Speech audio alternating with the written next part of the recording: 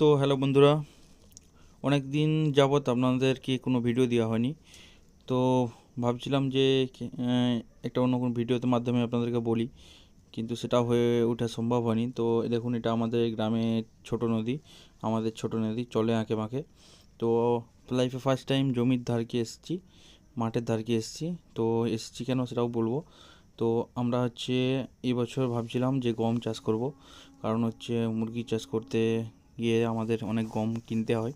তো ভাবলাম তাই তার চাষেই করি, ঠিক আছে? তো বুদ্ধিটা ঠিক না ভুল হলো একটু অবশ্যই মতামতে জানাবেন কমেন্টে। তো আমরা হাল শুরু হয়ে গেছে সকাল সকাল, আর এই চাষের কারণে গমের বীজ আনা, সার আনা, আর টোটালি নতুন। তো সেই ক্ষেত্রে সবার কাছ থেকে খোঁজ খবর নিয়ে কোথায় কী বীজ ভালো পাওয়া যাবে, কোথায় সার ভালো পাওয়া যায়, এইসব ব্যাপারে জানতে বহু সময় চলে গেছে। ওর ভিডিওটা কয়েকদিন আগের ভিডিও, তো আজকে দিচ্ছি।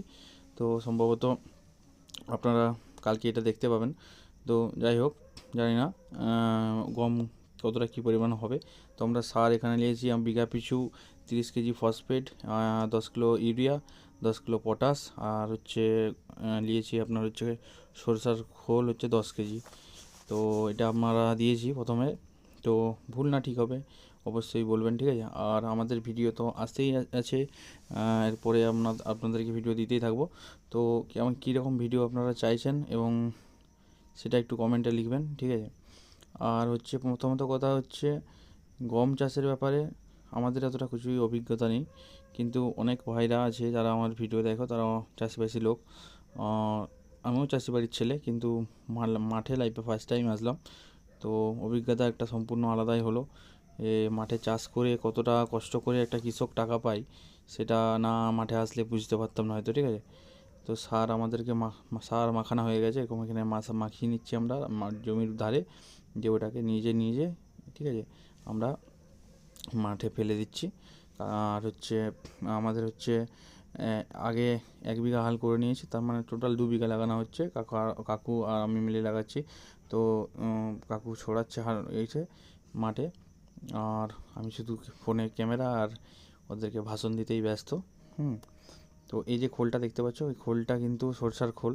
এইটা শীতকালে কিন্তু মুরগিকেও খাওয়ানো যেতে পারে, আর পশু পাখি সবকেই খাওয়ানো যেতে পারে। সেটাই আমরা মাঠে দিচ্ছি। আর তার মাঝখানে বাবা একটি বস্তা খুলতে নিয়ে বসেই আছে, তো আর খুলতে পারছে না। আর মাঠের সামনে তেমন কিছুই ছিল না যেখানে বস্তাটা খুলবো। তো ফসফেট পুরো দিয়ে দিয়েছি, আমরা একসাথে পুরো মাখিয়ে নিয়েছি।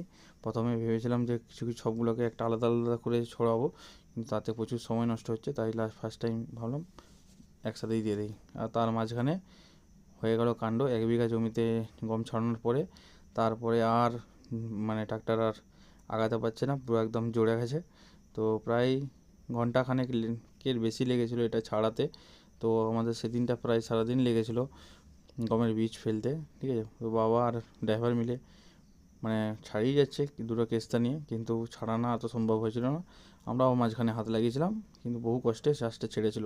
তো নেক্সট টাইম অন্য ভিডিওতে দেখা হচ্ছে বন্ধুরা, আজকের মতন এইখানে।